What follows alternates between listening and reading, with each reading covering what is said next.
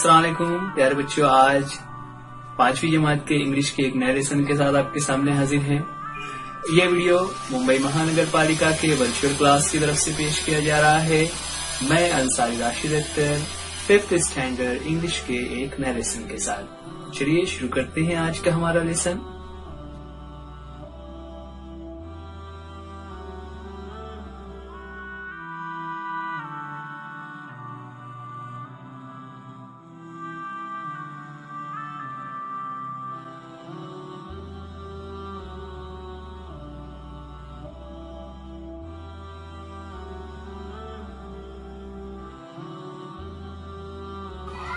पांचवी जमात के इंग्लिश के एक नए वीडियो के साथ आज हम जो टॉपिक देखने जा रहे हैं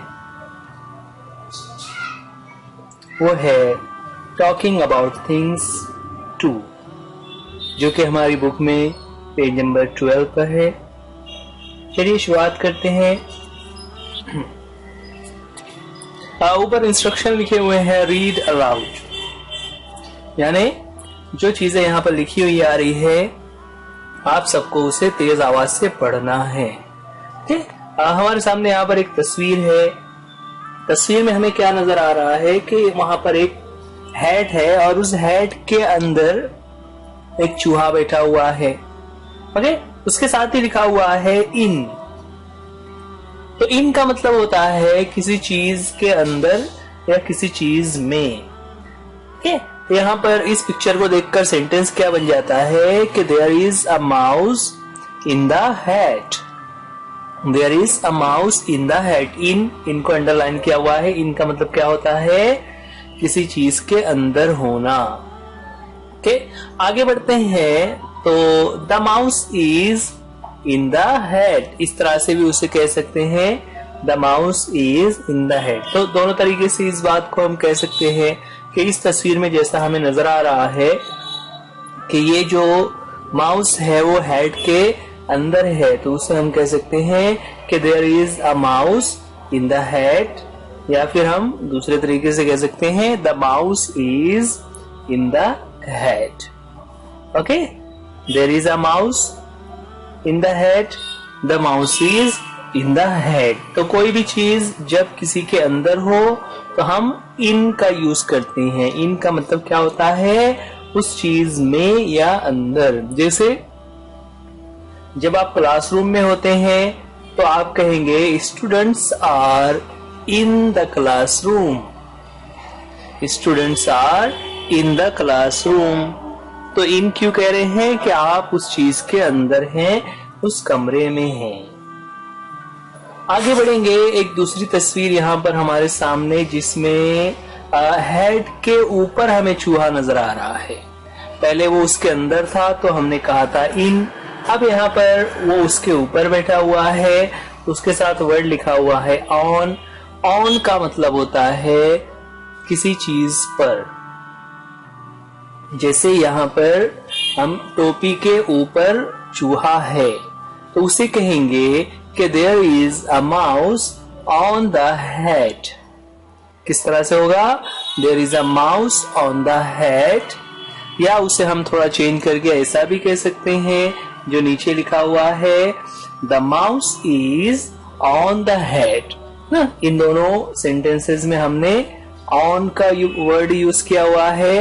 on का मतलब क्या होता है किसी चीज के ऊपर होना। जैसे अब यहाँ पर जब हम क्लास में होते हैं तो क्लास में हमारे बुक्स या नोटबुक कहाँ पर रखे हुए होते हैं? वो बेंच के ऊपर रखे हुए होते हैं। तो हम उस वक्त ऐसा कह सकते हैं the book is on the bench. The book is on the bench, या there is a book on the bench. Okay, इस तरह से हम यूज कर सकते हैं ऑन। ऑन का मतलब होता है किसी चीज के ऊपर रखा हुआ होना। जैसा कि यहाँ पर कैप हेड के ऊपर माउस नजर आ रहा है। ओके, चलिए आगे बढ़ते हैं। एक और पिक्चर हमारे सामने। इस पिक्चर में हम क्या देख रहे हैं कि जो माउस है वो बाहर नजर नहीं आ रहा है, बल्कि वो कैप के नीचे चला गया हुआ है ना, उस हेड के नीचे चला गया हुआ है। हेड के नीचे जाने की वजह से उसके साथ जो वर्ड लिखा हुआ है अंडर। अंडर का मतलब किसी चीज के नीचे इस तरह से होना कि वो चीज आपको पूरी तरह से कवर कर ले। तो यहाँ पर सेंटेंस बन जाएगा कि there is a mouse under the head. There is a mouse under the head ना, अंडर यानी किसी चीज के नीचे इस तरीके से पूरी तरह से उसके घेरे हुए में होना। The mouse is under the head. So there is a mouse under the head and the mouse is under the head. इस तरीके से हम दोनों तरीके से इस जुमले को बता सकते हैं, क्योंकि यहाँ पर वो उसके अंदर छुपा हुआ है।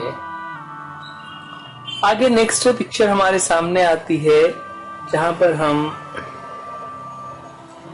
क्या देखते हैं कि जो माउस है वो हेड के करीब में ही बैठा हुआ नजर आ रहा है ना।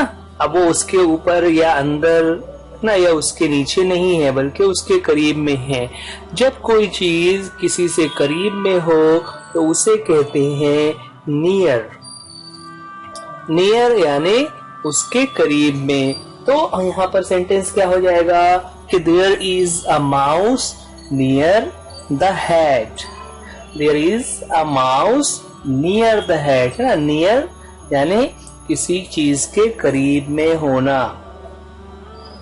इसी तरह उसे हम दूसरे तरीके से भी कह सकते हैं। दूसरा तरीका क्या होगा, the mouse is near the head है ना। किस तरह से होगा उसे हम लिख लेते हैं, the mouse is near the head. कि जो चूहा है वो हेड के नियर है। नियर यानी करीब में होना। उसकी दूसरी एग्जांपल क्या हो सकती है, जैसे हमारा क्लासरूम होता है तो क्लासरूम में जो टीचर की चेयर होती है ना, टीचर जिस चेयर पे बैठते हैं वो चेयर कहाँ पर होती है, वो बोर्ड के करीब में होती है ना। आपने भी देखा होगा क्लास में जो चेयर होती है वो बोर्ड के करीब में होती है। तो हम वहां पर कह सकते हैं कि the chair is near the board. Okay. अगर कोई स्टूडेंट है वो विंडो के साइड में बैठा हुआ है तो हम उसे उसके बारे में कह सकते हैं, ऐसे सपोज उसका नाम अगर समीर है तो हम कहेंगे Sameer is near the window. Okay. तो नियर यानी किसी चीज के करीब में होना, जैसा कि यहाँ पर हम देख रहे हैं the mouse is near the head. आगे बढ़ेंगे। अब यहाँ पर वो जो माउस है वो कैप उस हेड के आगे खड़ा हुआ है ना। देखिए उसके सामने के साइड में आकर वो खड़ा हो गया है। अब सामने के साइड खड़ा हो गया और वो हमें देख रहा है, उसका जो फेस है वो हमारी तरफ है। जब इस तरह कोई चीज किसी के सामने आ जाती है तो उसके लिए जो वर्ड यूज किया जाता है वो वर्ड है इन front of. In front of यानी किसी चीज के सामने होना। अब यहाँ पर जो चीज सामने है उसे हम पहले नाम लेंगे तो हो जाएगा there is a mouse in front of. जो चीज पीछे है वो लफ्ज बाद में लगा देंगे the head. There is a mouse in front of. देखिए बच्चों यहाँ पर आप सोचेंगे ये तीन वर्ड्स यूज किए गए हैं, इन, फ्रंट और ऑफ, लेकिन आपको याद रखना रहेगा ये तीनों वर्ड्स एक साथ यूज किए जाते हैं, जिसका मीनिंग होता है किसी चीज के सामने होना। The mouse is in front of the head है ना। इसी तरह जब ऐसा हमारी क्लासरूम में टीचर आते हैं तो क्लासरूम में टीचर कहाँ पर खड़े होते हैं, बोर्ड के आगे खड़े होते हैं। तो उस वक्त हम कहते हैं the teacher is in front of the board. Okay. In front of यानी किसी चीज के आगे होना। आगे बढ़ेंगे। नेक्स्ट है यहाँ पर जो पिक्चर है उसमें हम देख रहे हैं कि हेड के पीछे अब वो चला गया है। माउस हेड के पीछे जा चुका है, अब पीछे चला गया है तो उसके लिए वर्ड यूज करना रहेगा बिहाइंड। बिहाइंड यानी किसी चीज के पीछे होना ना। तो अब यह सेंटेंस क्या बन जाएगा, there is a mouse behind the hat ना, there is a mouse behind the hat. Behind यानी पीछे की तरफ होना, पीछे होना ना। उसे हम दूसरे तरीके से कह सकते हैं, the mouse is behind the hat, the mouse is behind the hat.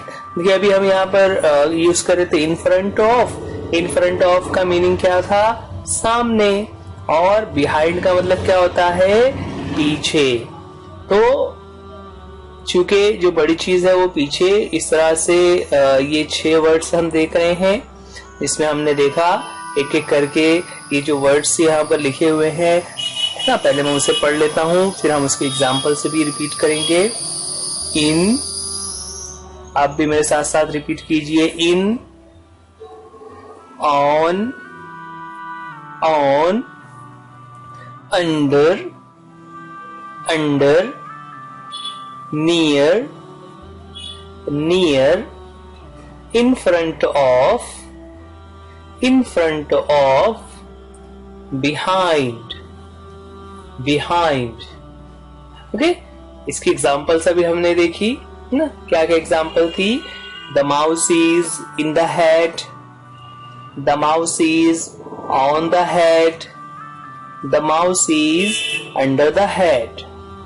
नीचे की लाइन से में, the mouse is near the head, the mouse is in front of the head, the mouse is behind the head। ठीक, तो इस तरह ये 6 words हम देख रहे हैं जो पोजीशन बताते हैं कि कौन सी चीज कहां पर है। अब इन्हीं 6 वर्ड्स को लेकर कुछ एक्टिविटीज हमें दी हुई है जो हम आगे सॉल्व करने जा रहे हैं। आपको ये सारा वर्क रिटर्न में भी करना रहेगा, यानी आपको ये लिखना भी है और उसकी प्रैक्टिस भी करनी है। ठीक है, पेज नंबर 12 पर हमारी बुक में और 3 एक्टिविटीज और कुछ एक्टिविटीज हैं जिसमें हमें इन्हीं वर्ड्स को यूज करना है। तो चलिए एक एक करके हम देखते हैं, है ना। क्या दिया हुआ है इंस्ट्रक्शन में, look at the picture and frame at least 3 sentences for each of these words। okay? Her picture के बारे में 3 सेंटेंसेस बनाने हैं। यहाँ पर पहली पिक्चर हमारे सामने है जहां पर हम देख रहे हैं कि एक वुमन जो है वो चटाई के ऊपर अम्ब्रेला लेकर फल बेच रही है। उसके बारे में अगर हम कहेंगे तो हम एक सेंटेंस कह सकते हैं जिसमें हम इन का यूज करेंगे। तो सेंटेंस बन जाता है, The apples are, ना क्या सेंटेंस बन गया, The apples are in the basket, The apples are in the basket, है ना। एक चीज है बास्केट, उसके अंदर है, इसलिए हमने इस तरह से कहा The apples are in the basket। आगे बढ़े तो हम और क्या कह सकते हैं, तो हम इस तरह कह सकते हैं, The basket is on the mat, The basket is on the mat, है ना।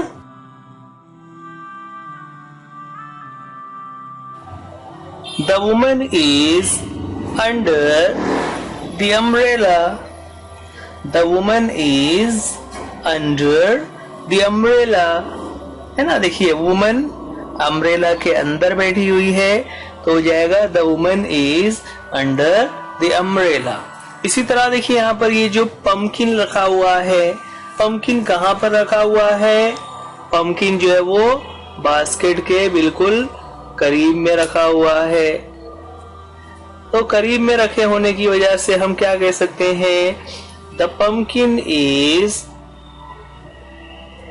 नियर द बास्केट, है ना। इस तरह से कह सकते हैं, the pumpkin is near the basket. और क्या कह सकते हैं, हम ऐसा भी कह सकते हैं, the basket is in front of the woman, the basket is in front of the woman. Okay, इस तरह ये अलग अलग सेंटेंसेस हम देख रहे थे। जो यहाँ पर यूज किए गए। चलिए अब आगे बढ़ते हैं। एक और पिक्चर हमारे सामने इसी तरह से आ रही है। इस पिक्चर में हमें क्या नजर आ रहा है? तो हम देख रहे हैं कि इस पिक्चर में हमें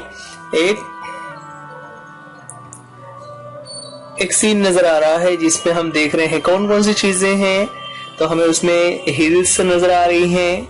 हिल्स के बैक साइड में हमें सनराइजिंग नजर आ रहा है ना। देन वहां पर एक हाउस है, उस हाउस के पास में एक कार है, एक ट्री है, एक काऊ है, एक लड़का है ना, a boy and a girl, और एक स्लाइड है।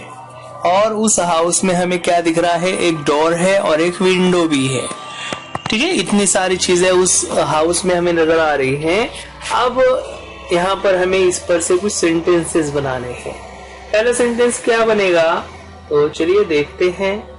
हम सेंटेंस बना सकते हैं, कोई भी चीज लेंगे। जैसे यहाँ पर हम शुरुआत करेंगे सन से। The sun is behind the hills, है ना। The sun is behind the hills. Behind क्यों कह रहे हैं? क्योंकि वो उसके पीछे नजर आ रहा है, राइट। हिल्स के पीछे होने की वजह से हम कहेंगे the sun is behind the hills. Okay, सूरज जो है वो पहाड़ के पीछे है। इसी तरह हम कह सकते हैं सेकंड एग्जांपल में, the car is in front of the house. The car is in front of, है ना। इन फ्रंट ऑफ क्यों कहा? क्योंकि वो उसके सामने खड़ी है। तो हो जाएगा the car is in front of the house. Okay, आगे बढ़ेंगे तो यहाँ पर एक सेंटेंस हमने लिया हुआ है, the slide is near the house. The slide is near the house. Slide कहाँ पर है? वो नियर द हाउस यानी घर के करीब में है। इस तरह हमने ये 3 एग्जाम्पल लिया।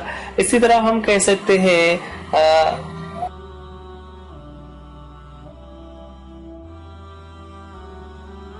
है ना। हाँ, हम कह सकते हैं the girl is on the slide. The girl is on the slide. Okay, और क्या कह सकते हैं? हाँ, और भी कह सकते हैं। फॉर एग्जाम्पल हम कह सकते हैं, जैसे अभी हमने कहा काऊ के बारे में, गर्ल के बारे में, हम बॉय के बारे में कह सकते हैं कि the boy is in the house. The boy is in the house. तो इतने सारे सेंटेंसेस यहाँ पर हम बन गए। और एक हम बना सकते हैं क्लाउड्स के बारे में, है ना। क्लाउड्स के बारे में क्या कहेंगे कि there are clouds in the sky. Okay, बादल जो है वहां पर स्काई में हमें बादल नजर आ रहे हैं। तो ये हमारी पिक्चर जिसके बारे में हम बहुत सारे सेंटेंसेस यहाँ पर बना सकते हैं। There is a cow under the tree. There is a cow under the tree. There is a cow under the tree.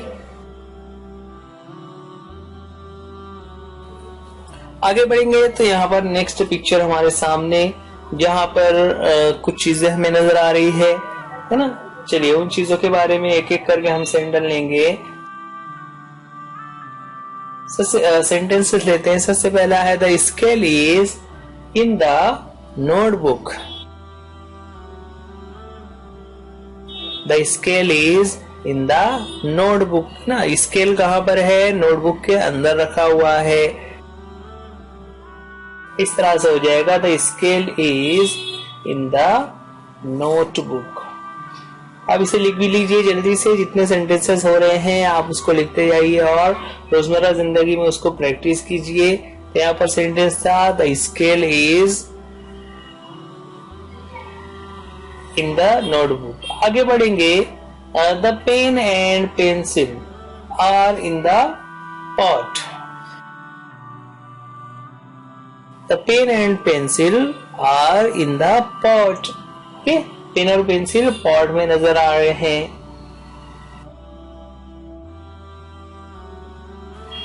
Okay, so there is a pen. Yeah, there are a pen and a pencil in the pot. Okay, आगे बढ़ेंगे तो next देखिए यहाँ पर हमें एक स्पेक्ट्स नजर आ रहे हैं। स्पेक्ट्स कहते हैं चश्मे को, जिसके लिए कंप्लीट वर्ड है स्पेक्टेकल्स, जो हमारी बुक में दिया हुआ है। The spectacles are on the notebook. Sentence क्या बन जाएगा? The spectacles are on the notebook.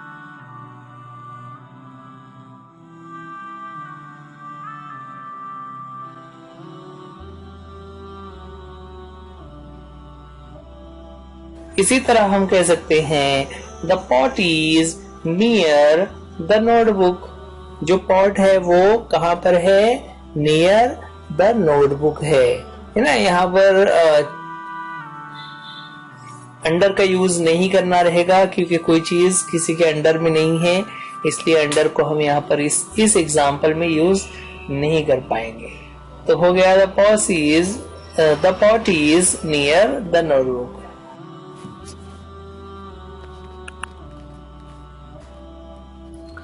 आगे देखें तो नेक्स्ट पिक्चर में हम देख रहे हैं हमारे सामने है एक फिश टैंक, और फिश टैंक के साथ हम क्या देखते हैं कि वहां पर एक कैट है जो फिश टैंक के बाहर बैठी हुई है। तो हम क्या कह सकते हैं? हम इस तरह कह सकते हैं the cat is in front of the fish tank. The cat is in front of the fish tank, है ना। क्यों इन फ्रंट कह रहे हैं? क्योंकि वो उसके सामने बैठी हुई है। इस तरह से हमारा सेंटेंस बन जाता है the cat is in front of the fish tank. इसी तरह अब फिश टैंक के अंदर हम देख रहे हैं बहुत सारे फिश हमें नजर आ रही है, तो हम कहेंगे the fish are in the fish tank. या उसे हम इस तरह से भी कह सकते हैं, उनके नंबर्स को काउंटिंग अगर हम करें तो there are 5 fish in the fish tank. तो हम the fish are in the fish tank, या फिर हम उसके नंबर को भी काउंट कर सकते हैं कि there are 5 fish in the fish tank. इस तरह ये जो हम टॉकिंग अबाउट थिंग्स, कौन सी चीजें कहां पर है, ये देख रहे हैं, समझने की कोशिश कर रहे हैं। इसी तरह फिश टैंक के ऊपर अगर हम देखें तो वहां पर हमें क्या नजर आ रहा है? The doll is on the fish tank, है ना। The doll is on the fish tank. On क्यों कह रहे हैं? क्योंकि वो उसके ऊपर रखी हुई है। The doll is on the fish tank. जो डॉल है वो फिश टैंक के ऊपर रखी हुई है। तो आपको अभी समझ आ रहा है ऑन, इन और इन फ्रंट ऑफ। ओके, इसी तरह फिश टैंक के अंदर अगर हम देखें तो वहां पर हमें एक प्लांट भी नजर आ रहा है। The plant is near the stones. ना, the plant is near the stones. Near the stones यानी stones के करीब में नजर आ रहा है। ओके, देखिए अब यहाँ पर हम इस तरह से भी कह सकते हैं कि जो व्हाइट फिश है वो कहाँ पर है? तो व्हाइट फिश हमें स्टोन्स के पीछे नजर आ रही है, राइट। तो हम कहेंगे the white fish is behind the stones. Okay, the white fish is behind the stones.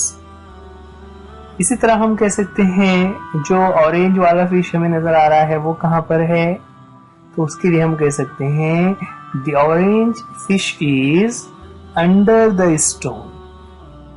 The orange fish is under the stone.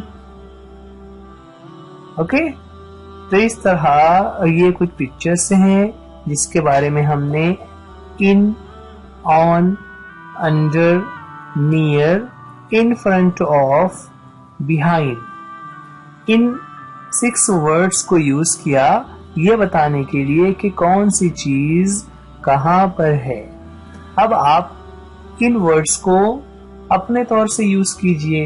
कैसे यूज करेंगे कि आप अपने घर में किसी एक सिम्त में देखिए और देखने के बाद गौर कीजिए कि कौन सी चीज कहां पर है ना। जिससे सपोज आपके घर में फैन है तो फैन कहाँ लगा हुआ है, वो छत में लगा हुआ है। ओके, इसी तरह आपके घर में अगर चेयर है तो चेयर कहाँ पर है, तो चेयर दीवार के पास रखी हुई है, खिड़की के पास रखी हुई है। ओके, इसी तरह आपके घर में अगर घड़ी लगी हुई है तो दीवार पर घड़ी लगी हुई है, तो उसके बारे में देखिए किस तरह से सेंटेंस बनेगा। और कोई फ्लावर पॉट अगर कहीं पर रखा हुआ है, बुक्स रखी हुई हैं, कुछ बर्तन रखे हुए हैं, कबर्ड है, आपके कपड़े हैं, शूज है, ये तमाम चीजें आपके घर में किस तरह रखी हुई हैं, आप उन चीजों को गौर कीजिए और उनके साथ इसी तरह से छोटे छोटे जुमले इन वर्ड्स को यूज करते हुए बनाइए। जो वर्ड्स हमारे सामने थे, in, on, under, near, in front of और behind, these are the 6 words you have to use. Okay, तो बच्चों ये आज का हमारा टॉपिक चल रहा था टॉकिंग अबाउट थिंग्स, जिसमें हमने इन 6 वर्ड्स को किस तरह यूज करते हैं और उसका सेंटेंस कैसे बनता है, ये हमने यहाँ पर देखा। अब बच्चों ये वीडियो आप BMC EJU Urdu medium standard 5 इस चैनल पर देख रहे हैं। आप इस वीडियो को लाइक कीजिए, चैनल को सब्सक्राइब कीजिए और वीडियो अपने दोस्तों में भी शेयर कीजिए ताकि वो भी इस वीडियो को देखकर ये जो टॉपिक चल रहा था उसको सीख सकें।